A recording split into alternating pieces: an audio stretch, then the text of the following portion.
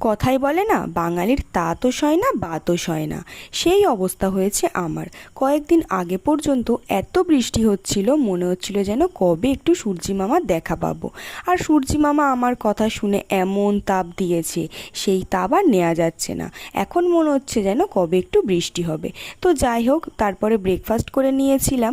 আর অনেক দিন পরে বাবু এসেছিল, তো বাবুর সাথে একটু টাইম স্পেন্ড করছিলাম। আর তারপরে তো চলে এলো আমার বড় একটা পার্সেল। তোমরা গেস করতে পারছো নিশ্চয়ই ছবি দেখে যে এই পার্সেলের মধ্যে কী আছে। তারপরে তো স্নান করে লাঞ্চ করে নিয়েছিলাম। আজ লাঞ্চে ছিল ভাত, মাশরুম দিয়ে আলু ভাজা, মোচার ঘন্ট আর ডিমের ঝাল। আজ আমার সব প্রিয় প্রিয় খাবার রান্না হয়েছে। তারপরে সন্ধেবেলা নতুন টি টেবিলে বসে প্রত্যেক দিনের মতো দুধ চা আর বিস্কুট খাচ্ছিলাম। দুধ চা আর বিস্কুটটা প্রত্যেক দিনের মতো একই হলেও টি টেবিলটা কিন্তু আজকে নতুনই ছিল।